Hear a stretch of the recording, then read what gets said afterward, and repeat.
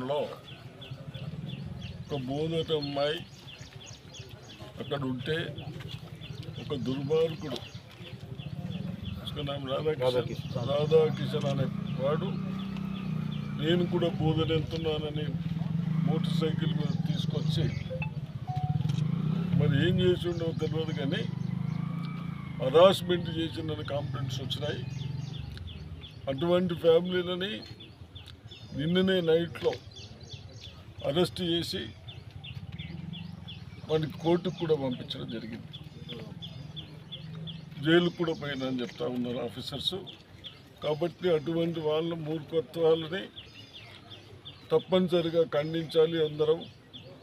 అదేవిధంగా చిన్నవాళ్ళు నేను ఇక్కడికి వచ్చి చూసిన తర్వాత కనీసం ఆ సొంత ఇల్లు కూడా లేనట్టుంది. అది కూడా అన్ని లీకేజెస్ ఉన్నాయి.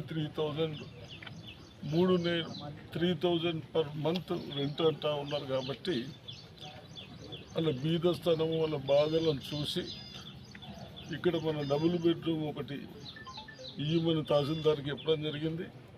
అదేవిధంగా అమ్మాయి 10th ఉర్దూ చదివిద్ది, టీచింగ్ లేకుండా కనీసం వేరే ఎక్కడన్నా స్కూల్లో ఆయా పనన్నా ఇప్పిమని చెప్పడం జరిగింది.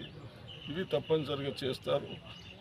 అదేవిధంగా ఎక్కడన్నా ఇటువంటి వాళ్ళ మీద తప్పనిసరిగా మనం యాక్షన్ తీసుకోవాలి, బహిష్కరించాలి ఇటువంటి వాళ్ళని మీ ద్వారా నేను ప్రజలకు కోరుతా ఉన్నాను.